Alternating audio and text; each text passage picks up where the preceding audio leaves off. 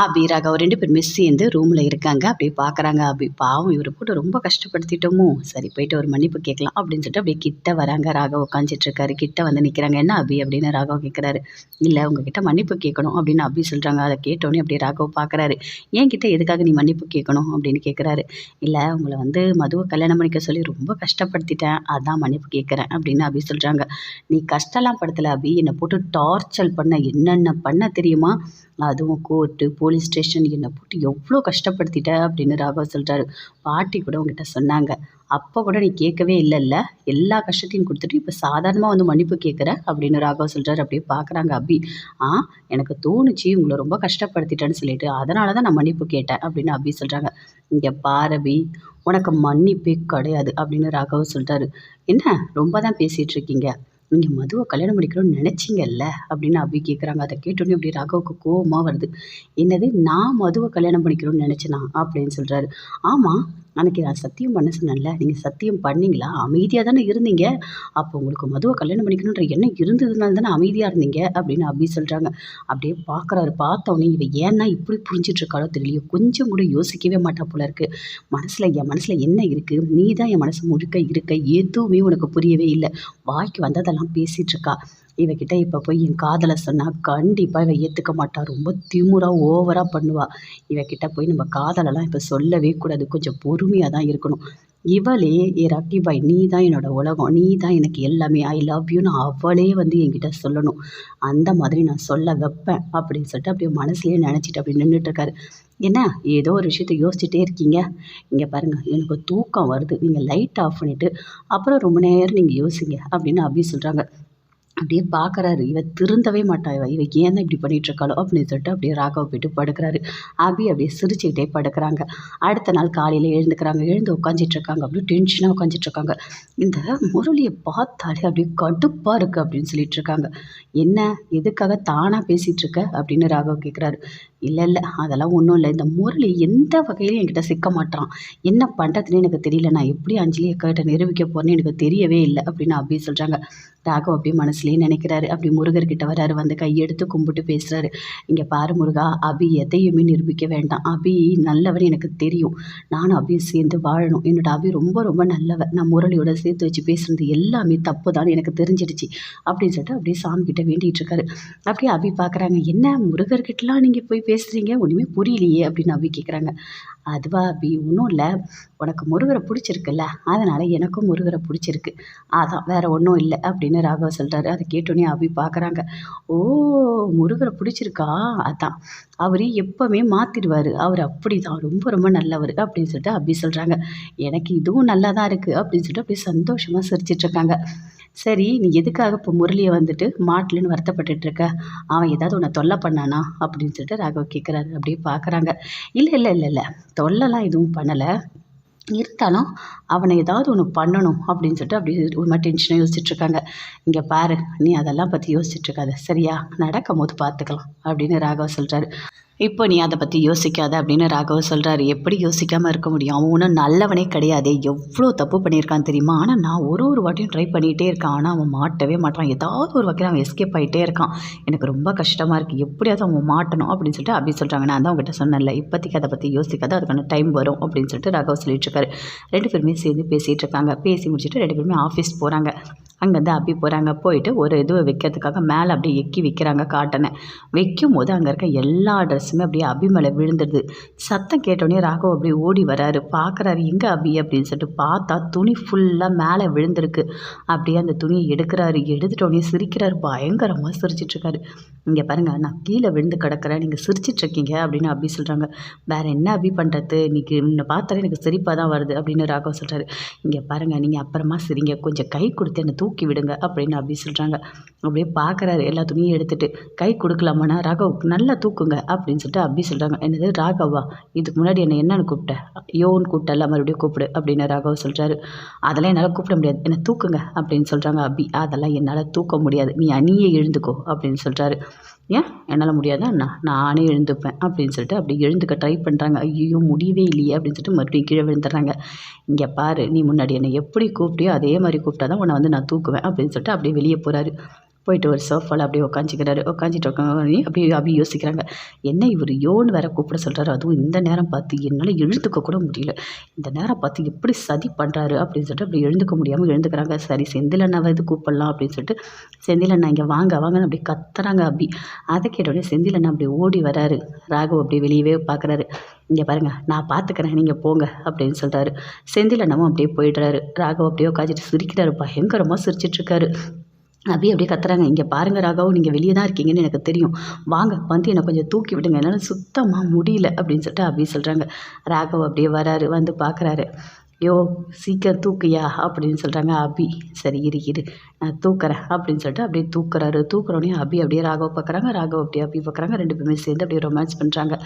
அப்படியே பார்க்கும்போது ஒரு கிஃப்ட் இருக்குது. அபி அப்படியே எடுக்கிறாங்க. இந்த என்ன கிஃப்ட்டு, இது வந்து கல்யாணத்துக்கு முன்னாடி முரளி எனக்கு கொடுத்த கிஃப்ட் இல்லை அப்படின்னு சொல்லிட்டு அபி சொல்கிறாங்க. ராகவ் அப்படியே பார்க்குறாரு. சரி வாங்க நம்ம ஓப்பன் பண்ணி பார்க்கலாம் அப்படின்னு சொல்லிட்டு அபி ராகவ் 2 பேருமே சேர்ந்து அதை ஓப்பன் பண்ணி பார்க்குறாங்க. பார்த்தா அதுக்குள்ளே ஒரு லெட்டர் இருக்குது, 2 ரிங் இருக்குது. அந்த லெட்டர் அப்படியே எடுத்து படிக்கிறாங்க. அப்படியே காதல் கவிதை இதெல்லாம் எழுதியிருக்கு. அப்புறம் அந்த ரிங்கை எடுத்து பார்க்குறாங்க. ஓ இதை தான் கொடுத்துருக்கானா இவன் அப்படின்னு சொல்லிட்டு ராகவுக்கு அப்படியே கோவமாக வருது. உனக்கு எவ்வளோ தைரியம் இருந்தால் அபிக்கு இந்த மாதிரி ஒரு லெட்டர் எழுதி 2 ரிங்கு வேற கொடுத்துருக்கியா, நீ அடங்கவே மாட்டடா, உனக்கு இருக்குடா இருடா, இன்னும் 5 மாதம்தான், அக்காவுக்கு மட்டும் குழந்தை பிறக்கட்டும், அதுக்கப்புறம் உன்னை ஓட ஓட விரட்டுற மாதிரி, நீ இந்த வீட்லேயே இருக்க முடியாது அப்படின்னு சொல்லிட்டு அப்படியே மைண்ட் வைஸில் அப்படியே யோசிச்சுட்ருக்காரு. அபிக்கு அந்த லெட்டரை பார்த்தோன்னே அப்படியே கோவமாக வருது. அப்படியே பயங்கரமாக கோவம் வருது. எவ்வளோ திமிர் இருந்தால் லெட்டர் எழுதியிருப்பான், திமிர் பிடிச்சவன். எத்தனை பேரோட வாழ்க்கையை அழிக்கணும்னு நினச்சிருக்கானோ தெரியல. அஞ்சலி அக்கா எவ்வளோ அழகாக இருக்காங்க, நல்லா கல்யாணம் பண்ணியிருக்கான், அதுவும் வாழலாம்ல, இன்னொரு பொண்ணு வேணும்னு சொல்லிட்டு எப்படிலாம் பண்ணியிருக்கான். அவன் கண்டிப்பாக மாட்டுவான், அவனுக்கு இருக்குது, என்கிட்ட மாட்டினானா அவனுக்கு இருக்குது அப்படின்னு சொல்லிட்டு அப்படியே ஒரு மாதிரி டென்ஷனாக அப்படி யோசிச்சுட்டே போகிறாங்க. வீட்டில் அனு ஆகாஷ் 2 பேருமே இருக்காங்க. அப்போ அனு இருங்க ஆகாஷ் ஒரு நிமிஷம் இருங்க அப்படின்னு சொல்லிட்டு போயிட்டு ஒரு ஷர்ட் எடுத்துகிட்டு வராங்க. எடுத்துகிட்டு வந்து இங்கே பாருங்கள், இந்த ஷர்ட் வந்து எனக்கு கிளாஸில் கொடுத்தாங்க, அது மட்டும் இல்லை ஒரு 1000 ரூபா பணமும் கொடுத்துருக்காங்க அப்படின்னு அனு சொல்கிறாங்க. ஆனால் உங்களுக்கு சரியாக இருக்குமா என்னன்னு தெரியல அப்படின்னு சொல்லிட்டு அனு சொல்கிறாங்க. இங்கே பாரு சரியாக இருக்கோ இல்லையோ, நீ பாசமாக கொடுக்குற கூட நான் போட்டுக்கிறேன் அப்படின்னு சொல்லிட்டு ஆகாஷ் அதை வாங்கி போடுறாரு. போட்டால் கொஞ்சம் லூஸாக இருக்குது. அப்படியே பார்க்குறாங்க. இல்லை இந்த கடை நேம் எனக்கு தெரியும், நான் போயிட்டு வேறு சைஸ் மாற்றிட்டு வந்துடுறேன் அப்படின்னு அனு சொல்கிறாங்க. வேண்டாம் அனு வேண்டாம், அதெல்லாம் ஒன்றும் இல்லை, இதையே நான் போட்டுக்கிறேன் அப்படின்னு சொல்லிட்டு ஆகாஷ் சொல்கிறாரு. சரி நான் அபிக்கிட்ட கொடுத்து இந்த ஷர்ட் நான் பிடிச்சி கொடுக்க சொல்கிறேன் அப்படின்னு அனு சொல்கிறாங்க. சரி ஓகே அப்படின்னு சொல்லிட்டு அப்படி கழட்டுறாரு. கழட்டினோடனே ஒரு ஃபோன் வருது, அட்டன் பண்ணி பேசிட்டாரு. அவங்க ஃப்ரெண்டு பேசுகிறாங்க. இங்கே பாரு ரேஸ் இருக்குல்ல, அதுக்கு ப்ராக்டிஸ் பண்ணணும், வா ஒரு 2 ஹவர்ஸ் பண்ணணும் அப்படின்னு சொல்கிறாரு. சரி நான் வந்துடுறேன் அப்படின்னு சொல்லிட்டு ஆகாஷ் சொல்கிறாரு. அப்படி பார்க்குறாங்க. அனு பார்த்தவொடனே கேட்குறாங்க, எங்கே போக போகிறீங்க? ஓ பைக் ரேஸ், அதுக்கு நீங்கள் ப்ராக்டிஸ் பண்ணுறதுக்காக போகிறீங்களா அப்படின்னு அனு கேட்குறாங்க. ஆமாம் அனு, எனக்கு தான் பிடிக்கணும், உனக்கு தெரியும்ல அப்படின்னு சொல்கிறாரு ஆகாஷ். அதை கேட்டோன்னே அப்படியே பார்க்குறாங்க அனு. எனக்கு பிடிச்சது பொண்டாட்டிக்கும் பிடிக்கணும்ல அப்படின்னு சொல்கிறாரு. இங்கே பாருங்கள், உங்களுக்கு பிடிச்சது பொண்டாட்டிக்கெலாம் பிடிக்கவே பிடிக்காது அப்படின்னு அனு சொல்கிறாங்க. சரி நீ இதெல்லாம் பெருசாக எடுத்துக்காத அப்படின்னு சொல்லிட்டு அங்கேருந்து அப்படியே போகிறாரு ஆகாஷ்.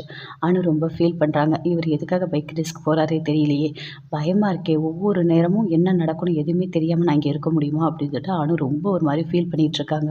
அபி அந்த லெட்டரையே எடுத்து பார்த்துக்கிட்டே இருக்காங்க. இவனுக்கு எவ்வளோ தைரியம் தான் லெட்டர் எழுதியிருப்போம் அப்படின்னு சொல்லிட்டு அப்படியே கடுப்பாக அந்த லெட்டரை பார்த்துக்கிட்டே இருக்காங்க. என்ன பண்ணலாம் இப்போ, அவங்ககிட்ட போய் நேராகவே நம்ம கேட்டுடலாம் அப்படின்னு சொல்லிட்டு அப்படி யோசிச்சுட்டே உட்காந்துட்ருக்காங்க. அப்படியே எழுந்து போகிறாங்க. அங்கே முரளி நின்றுட்டுருக்காரு. கிட்ட போகிறாங்க. போயிட்டு என்னங்க இங்கே என்ன பண்ணிகிட்ருக்கீங்க அப்படின்னு அபி கேட்குறாங்க. நான் சும்மா தான் நின்றுட்டுருக்கேன் அப்படின்னு சொல்கிறாரு முரளி. அப்படியே பார்க்குறாங்க. பார்த்துட்டு இங்கே பாருங்கள், இது என்னன்னு உங்களுக்கு தெரியுதா அப்படின்னு அபி கேட்குறாங்க. அப்படியே பார்க்குறாரு முரளி. பார்த்தோன்னே அப்படியே டென்ஷனாகிறாரு. ஐயோ இது கல்யாணத்துக்கு முன்னாடி நாம் கொடுத்த கிஃப்டாச்சே, இப்போ எப்படி அபிக்கிட்ட கிடச்சிது, அதுவும் இப்படி கேட்குறாளே, இப்போ என்ன பண்ணுறதுன்னு தெரியலையே அப்படின்னு சொல்லிட்டு அப்படியே திரு முடிக்கிறாரு. இதுவா, எனக்கு என்னன்னு தெரியல அப்படின்னு முரளி சொல்கிறாரு. நல்லா பாருங்க, உங்களுக்கு என்னன்னு தெரியலையா அப்படின்னு சொல்லிட்டு அபி சொல்கிறாங்க. இல்லை உண்மையாகவே எனக்கு என்னன்னே தெரியல அப்படின்னு சொல்கிறாரு முரளி. நல்லா கோவமாக வருது அபிக்கு. இது எல்லாத்தையும் பண்ணிவிட்டு ஒன்றுமே தெரியாத மாதிரி எப்படி நடிக்கிறான் பாரு, இவனை மாதிரி யாராலையுமே நடிக்க முடியாது, இவன் நல்லாவே இருக்க மாட்டான் அப்படின்னு சொல்லிட்டு அப்படியே மைண்ட் வைஸில் அப்படி யோசிச்சுட்டு அப்படியே கோவமாக அங்கே நின்றுட்டுருக்காங்க. ராகவ் சுற்றி தேடுறாரு. எங்கே போயிருப்பா அப்படி காணுமே அப்படின்னு சொல்லிட்டு அப்படி சுற்றி தேடிட்டு இருக்காரு. அப்படியே வெளியே வராரு. தேடி அபின்னு சொல்லிட்டு அப்படியே பார்க்குறாரு. முரளி அபி 2 பேருமே சேர்ந்து பேசிகிட்டு இருக்கத அங்கே அந்த ராகவ் பார்க்குறாரு. பார்த்தோன்னே அப்படியே டென்ஷன் ஆகுறாரு. அபி இங்கே என்ன பண்ணிகிட்ருக்க அப்படின்னு ராகவ் கேட்குறாரு. அதுவும் அங்கே ஒன்றும் இல்லை, சும்மா தான் பேசிகிட்ருக்க அப்படின்னு அபி சொல்கிறாங்க. இங்கே வா, அவங்க கூட உனக்கு என்ன பேச்சு அப்படின்னு சொல்லிட்டு அப்படியே ராகவ் கையை பிடிச்சி அப்படியே கூட்டிகிட்டு போகிறாரு. முரளி அப்படியே பார்க்குறாரு. அப்படியே கடுப்பாகிறாரு. அப்படியே கோவமாக வருது. நான் கொடுத்தது எல்லாமே அபி உனக்கு தெரிஞ்சிடுச்சா, தெரிஞ்சவொடனே என்ன ராகவ் அப்படியே ஓவராக கூட்டிகிட்டு போகிறான், அபி என்கிட்ட பேசக்கூடாதா?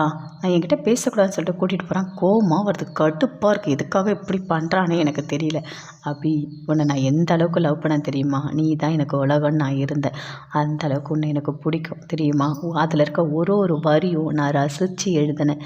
ஆனால் நீ என்னை திட்டிட்டு போகிற அப்படின்னு சொல்லிட்டு முரளி அப்படி நின்றுட்டுருக்காரு. இங்கே பாரு அபி, நீ ராகவை கல்யாணம் பண்ணியிருக்கலாம். ஆனால் எந்த காரணத்துக்கு கூட அவன் கூட உன்னை சேர்ந்து வாழ விடவே மாட்டேன். கண்டிப்பாக அவங்க 2 பேரும் பிரிச்சிருவேன். அபி, நீ எனக்கு தான் அபி, யாருக்காகவும் எதுக்காகவும் உன்னை நான் விட்டு கொடுக்கவே மாட்டேன் அப்படின்னு சொல்லிட்டு அப்படி மைண்ட் வாய்ஸில் அப்படி டென்ஷனாக யோசிச்சுட்டு இருக்கிறாங்க. அப்படி சுந்தரி பார்க்குறாங்க. பார்த்தோன்னே ஐயோ இவனுக்கு என்ன ஆச்சுன்னு தெரியலையே, பயங்கரமாக டென்ஷனாக இருக்கும், ஏதோ ஒரு பிரச்சனை நடந்திருக்கும் போல இருக்கே, சரி என்னென்னு போய் கேட்கலாம் அப்படின்னு சொல்லிட்டு அப்படி சுந்தரி வராங்க.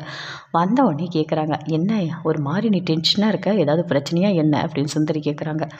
பிரச்சனை தான் அத்தை, பெரிய பிரச்சனை தான் அப்படின்னு முரளி சொல்கிறாரு. என்ன நடந்தது அப்படின்னு கேட்குறாங்க. இல்லை, நான் அபிக்கு கல்யாணத்துக்கு முன்னாடி ஒரு கிஃப்ட்டை கொடுத்தேன். அதில் ஒரு லெட்டர் எழுதி வச்சுருந்தேன், 2 ரிங்கு கொடுத்தேன். ஆனால் அந்த கிஃப்ட்டை அப்போல்லாம் அபி பார்க்கவே இல்லை. இப்போ தான் அபி கையில் கிடச்சிருக்கு. அதை எடுத்து படிச்சிட்டோடனே என்கிட்ட கொண்டு வந்து காட்டுறா. இது உங்களுக்கு தெரியுதா என்னன்னு சொல்லிட்டு. நான் எதுவுமே தெரியாதுன்னு சொல்லிட்டேன் அப்படின்னு முரளி சொல்கிறாரு. ஓ, அப்போ நீ கொடுத்த கிஃப்ட்டா? இப்போது அபிக்கு கண்டிப்பாக அதெல்லாம் பிடிக்கவே பிடிக்காது. ஏன்னா அபிக்கு ராகவை தான் ரொம்ப பிடிச்சிருக்கு அப்படின்னு சுந்தரி சொல்கிறாங்க. அதை கேட்டோன்னே அப்படியே முரளிக்கு கடுப்பாகுது. அத்தை, உங்ககிட்ட நான் எத்தனை வாட்டி சொல்லியிருக்கேன், அபிக்கு ராகவை பிடிக்கும்னு என்கிட்ட சொல்லாதீங்கன்னு சொல்லிட்டு. எதுக்காக என்னை வெறுப்பேற்றிட்டுருக்கீங்க? என்னை தேவையில்லாத கோவப்படுத்தாதீங்க. என்னோட அபி எனக்கு தான் அப்படின்னு சொல்லிட்டு கத்துறாரு. ஐயோ, நான் தெரியாமல் சொல்லிட்டேன், நான் இனிமேல் அப்படிலாம் சொல்ல மாட்டேன். இவன் எதனா ஒன்று என் கழுத்தை வர பிடிச்சிருவானே அப்படின்னு சொல்லிட்டு மைண்ட் வைஸில் அப்படி சுந்தரி யோசிக்கிறாங்க. இங்கே பாரு, உன்னோட அபி உனக்கு தான், சரியா? நீ கொஞ்சம் பொறுமையாக இரு, எடுத்தங்கவுத்தனை எதுவுமே பண்ணாத இரு, எல்லாமே பார்க்கலாம். கண்டிப்பாக அபி ராகவ் 2 பேரும் சேர்த்து நம்ம பிரிச்சிடலாம். இந்த அணு கூட இங்கே இருக்க வேணாம், அவளே சேர்ந்து வீட்டுக்கு அனுப்பி வச்சிடலாம், சரியா? நீ எதுக்கு இப்போ டென்ஷன் ஆகிட்டு இருக்க? அத்தை, டென்ஷன் ஆகாமல் என்ன ஆவாங்க? அபி என்கிட்ட லெட்டர் காட்டும் போது அந்த ராகவ் எதுக்கு என்கிட்ட பேசிகிட்டு இருக்கேன்னு சொல்லிட்டு அப்படியே கூட்டிகிட்டு போகிறான்.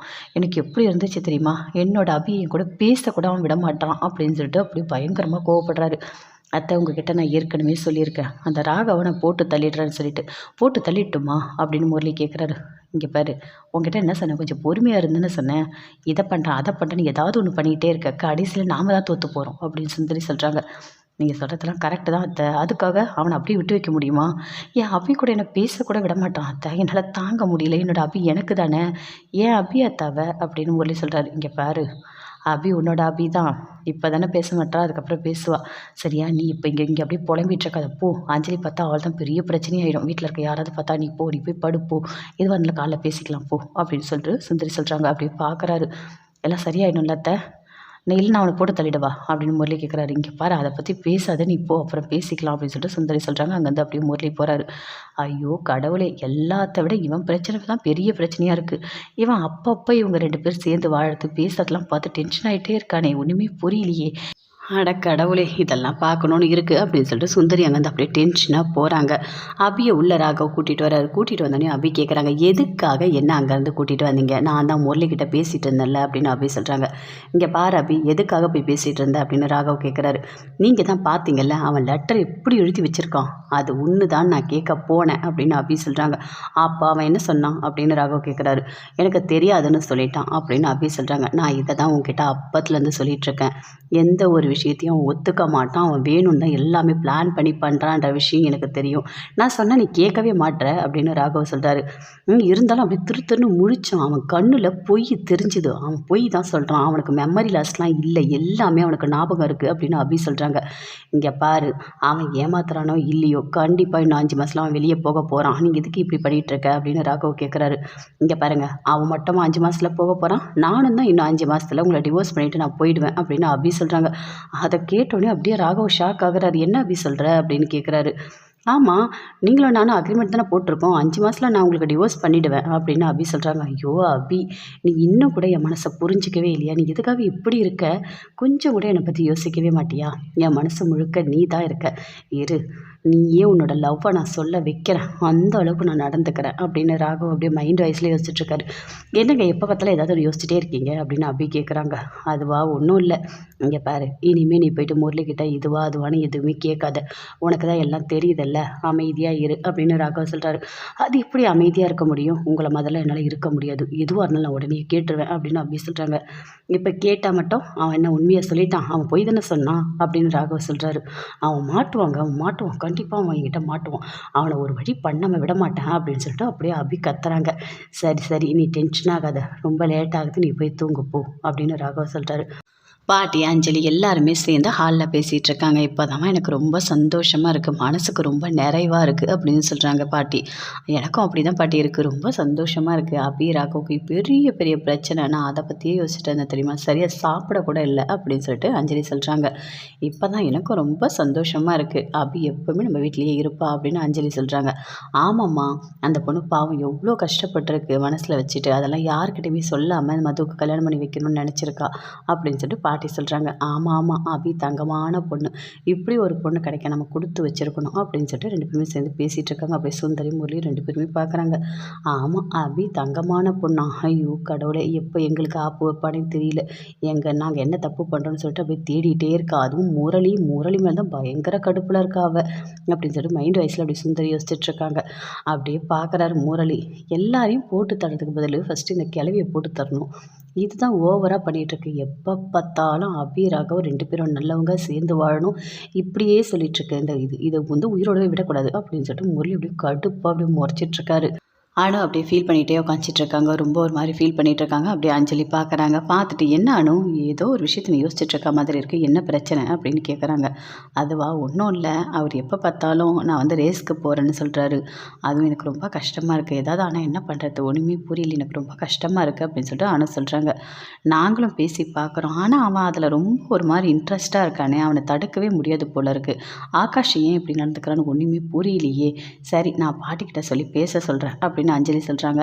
இல்லை, நானும் சொன்னேன் வேணான்னு சொல்லிட்டு, ஆனால் அவர் அதெல்லாம் எதுவுமே பெருசாக எடுத்துக்கவே இல்லை, எனக்கு பிடிச்சது உனக்கும் பிடிக்கும்னு சொல்லிட்டு போயிட்டார். ஆனால் எனக்கு ரொம்ப கஷ்டமாக இருக்குது, ஏன்னா ரேஸுன்றது எப்போ எது நடக்கணும்னு தெரியாதுல்ல, பயமாக தானே இருக்கும் அப்படின்னு அனு சொல்கிறாங்க. சரி சரி பாட்டியை விட்டு பேசலாம் அப்படின்னு சொல்லிட்டு அஞ்சலி சொல்கிறாங்க. அங்கேருந்து ஆகாஷ் வராரு. வந்தவொடனே பாட்டிக்கு சொல்கிறாங்க, ஒரு நிமிஷம் இரு ஆகாஷ், உங்ககிட்ட பேசணும் அப்படின்னு சொல்லிட்டு. சொல்லுங்கள் பாட்டி, என்ன அப்படின்னு சொல்லிட்டு ஆகாஷ் கேட்குறாரு. நீ ரேஸ்க்கு போறியா, நீ ட்ரைனிங் போறியா அப்படின்னு சொல்லிட்டு பாட்டி கேட்குறாங்க. ஆமாம் ஆமாம், ஒரு 2 ஹவர் தான் போனேன் அப்படின்னு சொல்கிறாரு. எதுக்காக நீ இப்படி பண்ணிகிட்ருக்க, உனக்கு கல்யாணம் ஆகிடுச்சி, உன் பொண்டாட்டி உன்னை நம்பி இருக்குது, உனக்கு எதனா ஒன்றுனா உன் பொண்டாட்டிக்கு எவ்வளோ வருத்தமாக இருக்கும், எதுக்காக நீ இப்படி பண்ணிகிட்ருக்க அப்படின்னு பாட்டி கேட்குறாங்க. என்ன பாட்டி இப்படி பேசுகிறீங்க, எனக்கு தான் ரேஸ் பிடிக்கணும் உங்களுக்கு தெரியும்ல அப்படின்னு சொல்லிட்டு ஆகாஷ் சொல்கிறார். உடனே சுந்தரி சொல்கிறாங்க, இங்கே பாரு ஆகாஷ், நீ பண்ணுற எதுவுமே பிடிக்கவே இல்லை, நல்லா புரிஞ்சுக்கோ, நான் உனக்கு ஆரம்பத்துலேருந்தே சொல்லியிருக்கேன் ரேஸ்லாம் வேண்டாம், இந்த வேலைக்கு போகாதான்னு சொல்லிட்டு, ஆனால் நீ கொஞ்சம் கூட காது கொடுத்தே கேட்க மாட்டேற அப்படின்னு சொல்லிட்டு சுந்தரி அப்படி கோவமாக சொல்கிறாங்க. இங்கே பாருங்கள், தயவு செய்து என்ன நீங்கள் புரிஞ்சுக்கோங்க, எனக்கு பிடிச்சிருக்கு பாட்டி, எனக்கு பிடிச்சிருக்கு பாட்டி, எனக்கு எதுவும் ஆகாது பாட்டி, நீங்கள்லாம் இருக்கீங்கல்ல, நான் நல்லா தான் இருப்பேன் அப்படின்னு சொல்கிறாரு ஆகாஷ். இங்கே பாரு ஆகாஷ், நீ சொல்கிறதெல்லாம் புரியுது, ஆனால் கொஞ்சம் ஒன்றும் பிரச்சனை இல்லை, கொஞ்சம் கேர்ஃபுல்லாக இரு அப்படின்னு சொல்கிறாரு. அப்படியே பார்க்குறாங்க. பார்த்துட்டு, என்ன ராகவ் நீ அவனுக்கு சப்போர்ட் பண்ணி பேசுகிற அப்படின்னு பாட்டி சொல்கிறாங்க. வேறு என்ன பண்ணுறது, அவனுக்கு பிடிச்சிருக்கு, நம்ம என்ன பண்ண முடியும் அப்படின்னு சொல்லிட்டு ராகவ் சொல்கிறாரு. அப்படியே எல்லாருமே பார்க்குறாங்க. இங்கே பாரு, ஜாக்கிரதையாக இரு அப்படின்னு சொல்கிறாங்க. அதெல்லாம் நான் பார்த்துக்கிறேன் பாட்டி, இதெல்லாம் பெரிய விஷயமா, நான் எத்தனையோ வாட்டி ரேஸ் போயிருக்கேன், அதெல்லாம் ஒன்றுமே ஆகாது பாட்டி அப்படின்னு சொல்லிட்டு ஆகாஷ் சொல்கிறாரு. அப்படியே முரளி பார்க்குறாரு. என்னது, உனக்கு எதுவுமே ஆகாதா, ஓ நீ ரேஸ்க்கு வேறு போறியா, சரி சரி, நல்ல ஒரு பிளான் நீயே போட்டு கொடுத்துட்ட, இப்போ இதை வச்சு நான் என்ன பண்ணுறேன்னு மட்டும் பாரு, நீ ரேஸ்க்கு போனால் நீ எப்படி வரன்றத நான் தான் முடிவு பண்ணணும், நீலாம் முடிவு பண்ணக்கூடாது, நல்லா வருவியா, ஒன்றுமே ஆகாதா உனக்கு, நான் என்ன பண்ணுறேன்னு பாரு அப்படின்னு சொல்லிட்டு மைண்ட் வைஸில் அப்படி யோசிச்சுட்டே முரளி போகிறாரு. இப்போ இவன் ரேஸ்க்கு போகிறான், ஏதாவது ஒன்று பண்ணலாமா, என்ன பண்ணலாம் அப்படின்னு சொல்லிட்டு அப்படி யோசிக்கிறாரு. சரி, நல்ல ஒரு பிளான் போடணும், போட்டு இவங்களை ஒன்றுமே இல்லாமல் ஆக்கணும் அப்படின்னு சொல்லிட்டு முரளி இப்படி டென்ஷனாக யோசிச்சுட்ருக்காரு. என்ன ராகவ், நீ அபியோடு சேர்ந்து ரொம்ப சந்தோஷமாக இருக்கியா, உனக்கு எங்கே விற்கிறேன்னு பாரு செக்கு, ஆகாஷ்னா உனக்கு ரொம்ப பிடிக்கும்ல, அதுவும் உன்னோட தம்பி தானே, அவனுக்கு எதனா ஒன்றா உனக்கு வலிக்காமலையா இருக்கும் அப்படின்னு சொல்லிட்டு முரளி யோசிக்கிறாரு.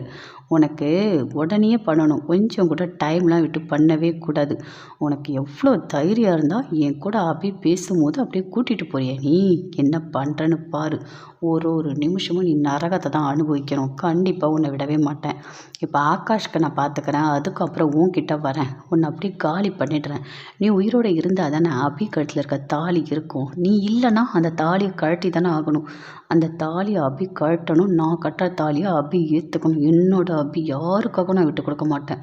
என்ன பண்ணுறேன்னு பாரு, உனக்கு இருக்குது அப்படின்னு சொல்லிட்டு அப்படியே மைண்ட் வைஸில் யோசிச்சுட்ருக்காரு. என்ன பண்ணலாம், இந்த ஆகாஷை நம்ம ஏதாவது பண்ணணும். ஆனால் இந்த விஷயம் கண்டிப்பாக அத்தைக்கு தெரியவே கூடாது. தெரிஞ்சால் அவங்க ஒத்துக்கவே மாட்டாங்க. என்னதான் இருந்தாலும் புள்ளன்ற பாசம் அவங்களுக்கு இருக்கும்ல, கண்டிப்பாக நம்ம எதுவுமே சொல்லக்கூடாது. சொன்னால் அப்படியே டென்ஷன் ஆகிடுவாங்க. எல்லாமே அமைதியாக செஞ்சுட்டு அதுக்கப்புறம் பார்த்துக்கலாம். அப்படியே தெரிஞ்சால் கூட நான் பண்ணேன்னு சொல்லவே கூடாது. நான் இருக்கேன், ஆனால் நான் பண்ணது உங்களுக்கு தெரியாமல் இருக்கும் அப்படின்னு முரளி அப்படியே மைண்ட் வாய்ஸில் யோசிச்சுட்ருக்காரு.